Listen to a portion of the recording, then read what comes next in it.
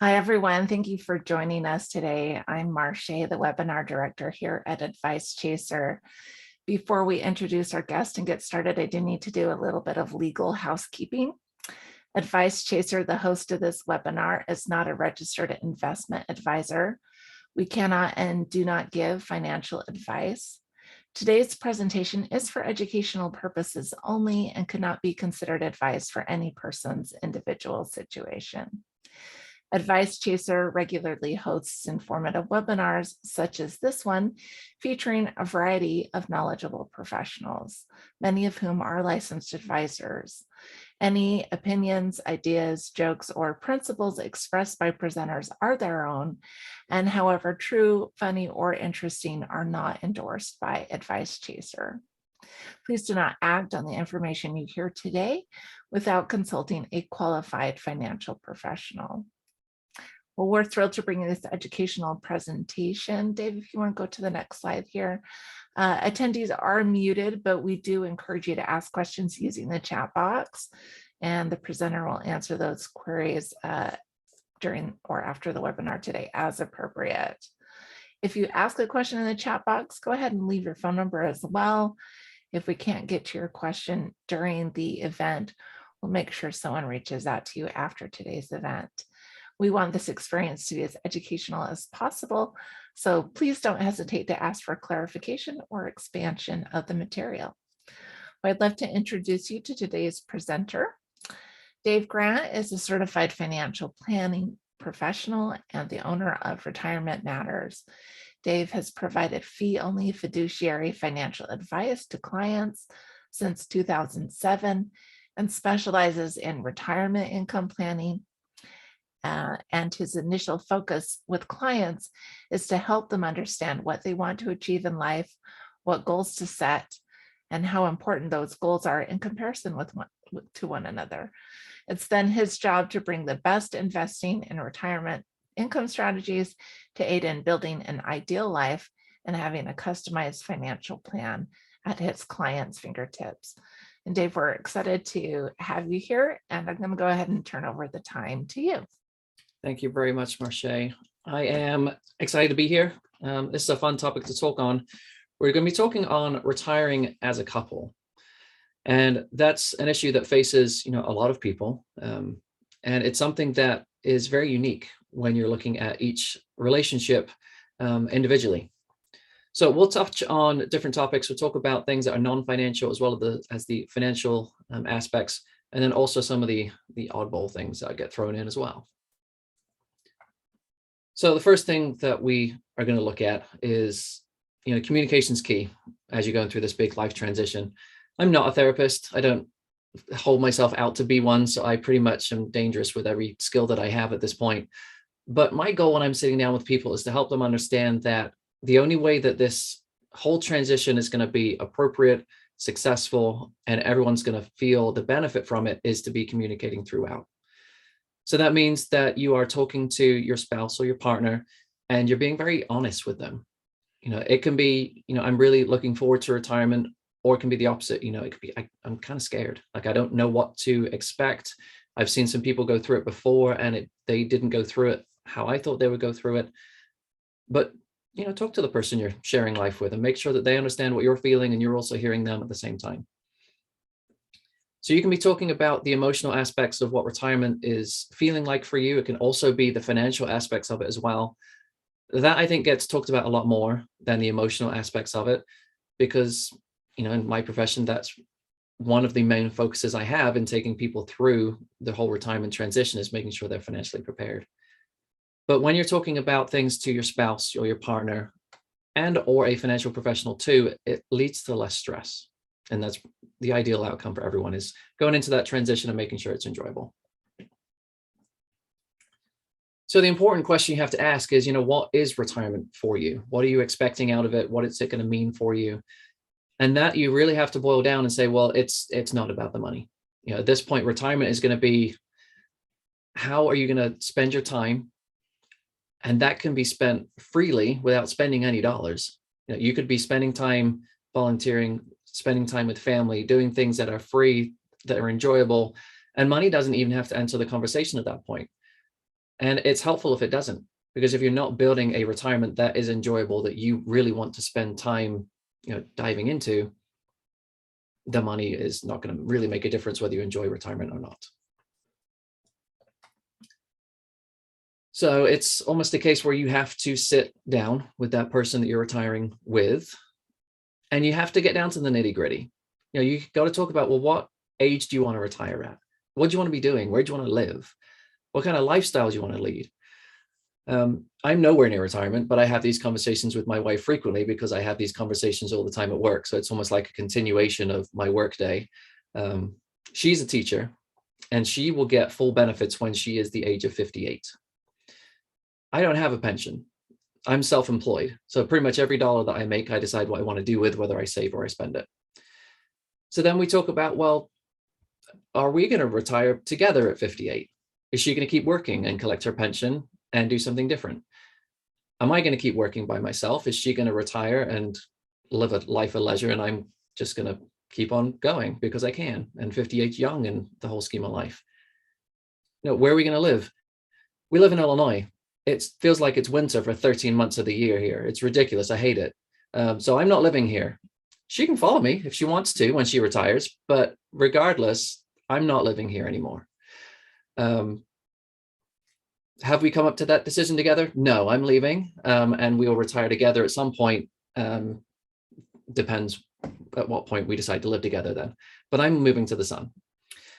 And the type of lifestyle, it's going to be a case of, well, what do you like to do? What do I like to do? Can we do these things together? Should we do these separately? It's going to be a whole brainstorming event, and it can be done all the way up until retirement, but it has to be done before.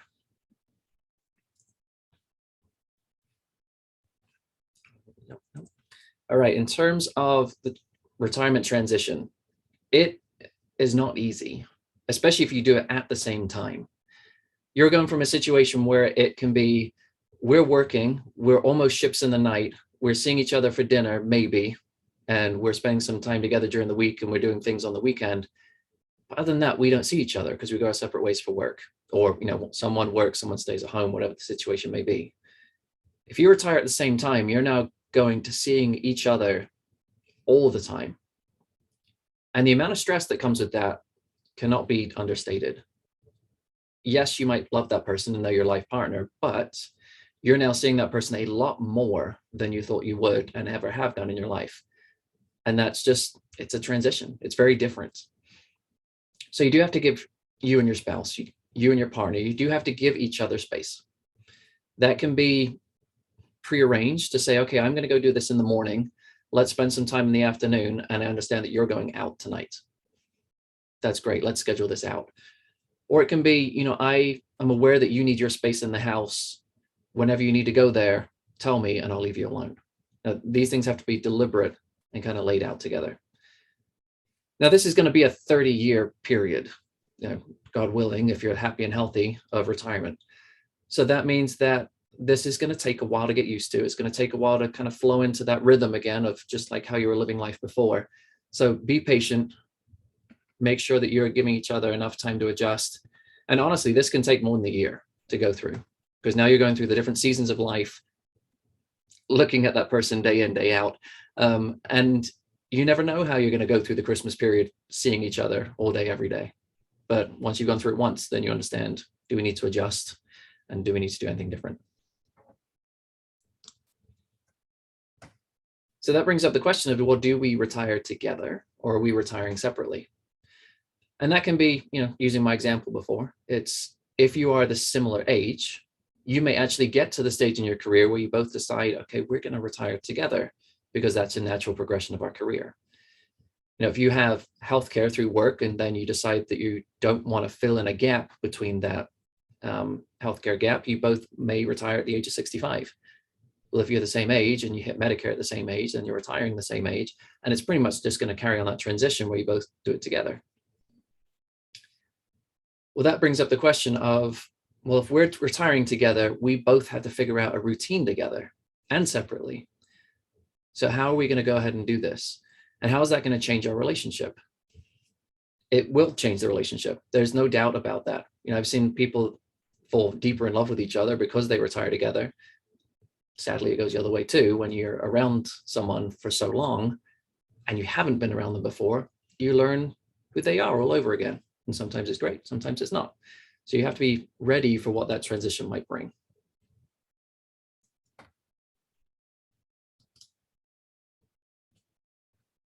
I feel like I'm skipping these slides. I don't think I am. No, I'm not. Okay. So let's look at the money side of it. You do have to be aware that, if you retire together, it's going to be interesting because you're going to go from 2 incomes down to 0, or it might be 1 income if one of you stay at home.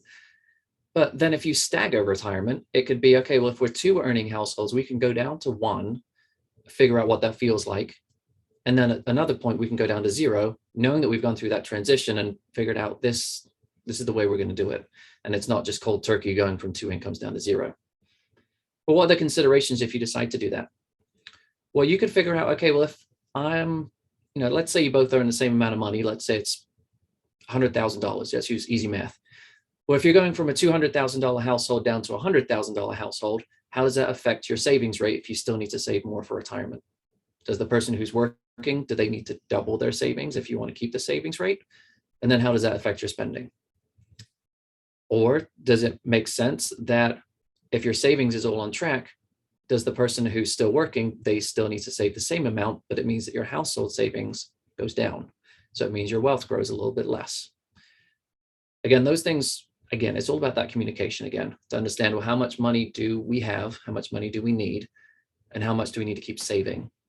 And if we can keep saving that number, but we can do it on 1 income, that means that one of us can retire earlier and we don't need that dual income for as long as we thought we would.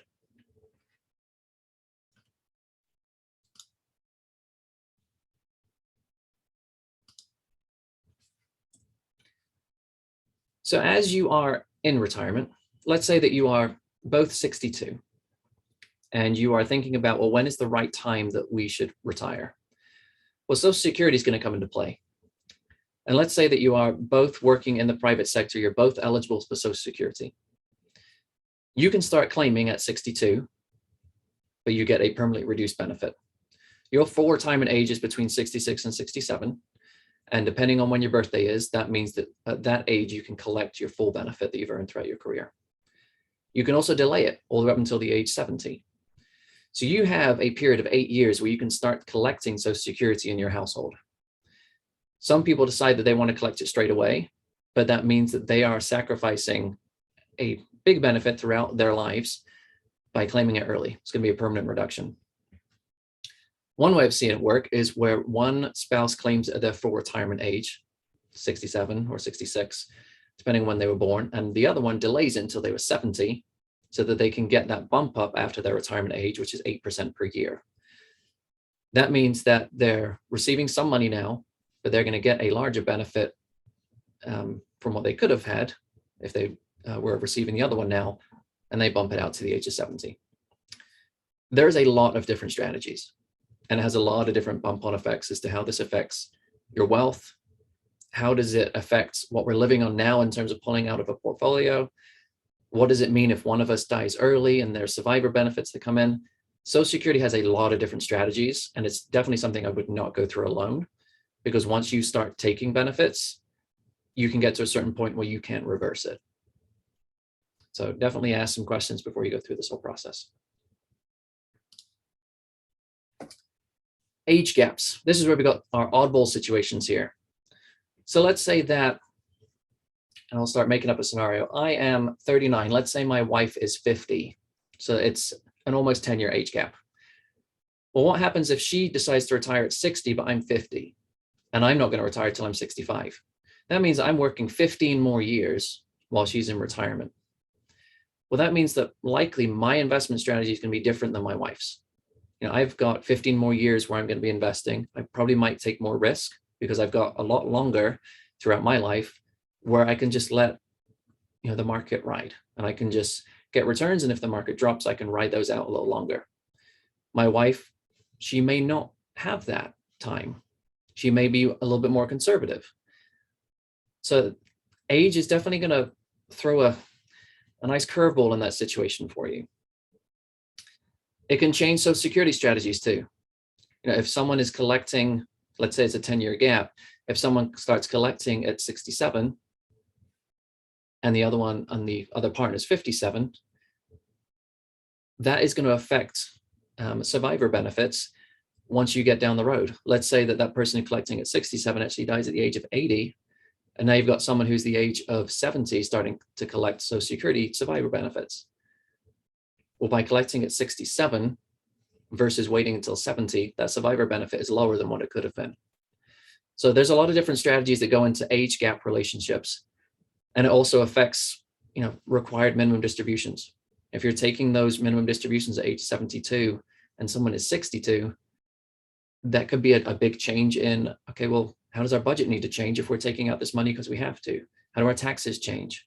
How does it change any premiums that we're paying for healthcare or Medicare? If you're younger, is that going to affect different things? So these are big things that do need to be mapped out.